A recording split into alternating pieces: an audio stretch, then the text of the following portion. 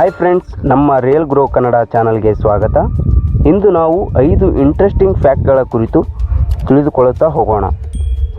ಅವು ಯಾವುದು ಕಟ್ಟುಕತೆಯಲ್ಲ, ಯಾವುದು ಕಲ್ಪನೆಯಲ್ಲ, ಯಾವುದು ಸಿನಿಮಾ ಕಥೆಯಲ್ಲ, ನಿಜ ಜೀವನದಲ್ಲಿ ನಡೆದಂತಹ ಇಂದಿಗೂ ಜನರ ಬಾಯಿ ಮಾತಾಗಿರುವಂತಹ 5 ವಿಚಿತ್ರ ರೋಚಕ ಸಂಗತಿಗಳ ಬಗ್ಗೆ ತಿಳಿದುಕೊಳ್ಳುತ್ತಾ ಹೋಗೋಣ.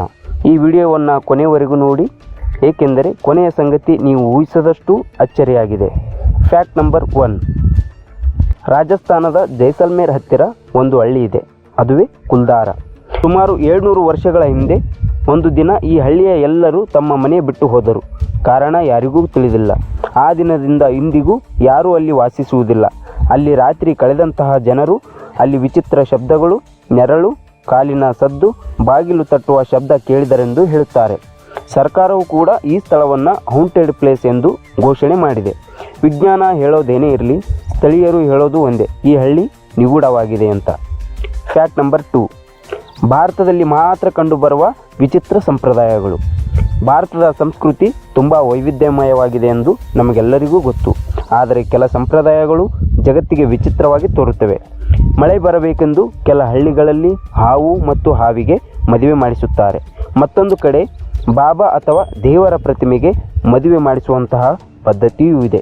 ಇದರಿಂದ ಗ್ರಾಮದ ದುರ್ಭಿಕ್ಷ ಅಥವಾ ದರಿದ್ರ ತೊಲಗುತ್ತದೆ ಎಂದು ನಂಬುತ್ತಾರೆ. ವಿಜ್ಞಾನ ಇದನ್ನು ಮೂಢನಂಬಿಕೆ ಅಂತ ಹೇಳಬಹುದು, ಆದರೆ ಸ್ಥಳೀಯರಿಗೆ ಇದು ಪವಿತ್ರ ಆಚರಣೆ.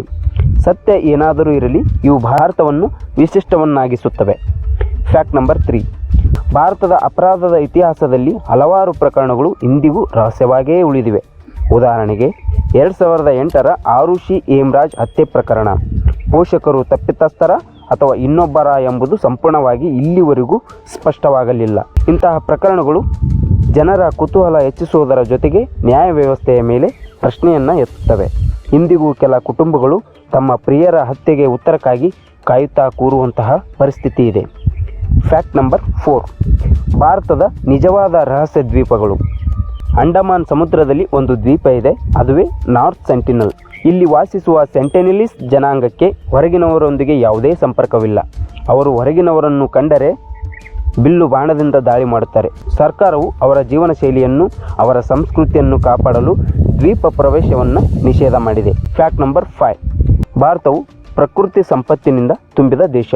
ಆದರೆ ಮಾನವ ಚಟುವಟಿಕೆ, ಅರಣ್ಯ ನಾಶ, ಬೇಟೆ ಇವೆಲ್ಲದರ ಪರಿಣಾಮವಾಗಿ ಹಲವಾರು ಅಪರೂಪದ ಪ್ರಾಣಿಗಳು ನಾಶವಾಗುತ್ತಿವೆ.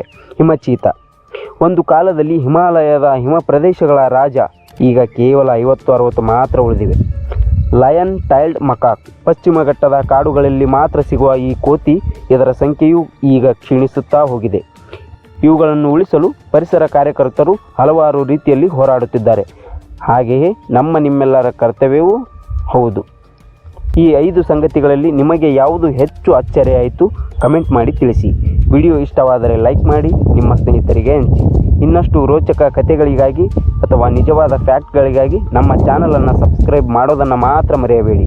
ಮತ್ತೆ ಭೇಟಿಯಾಗೋಣ. ಧನ್ಯವಾದಗಳು.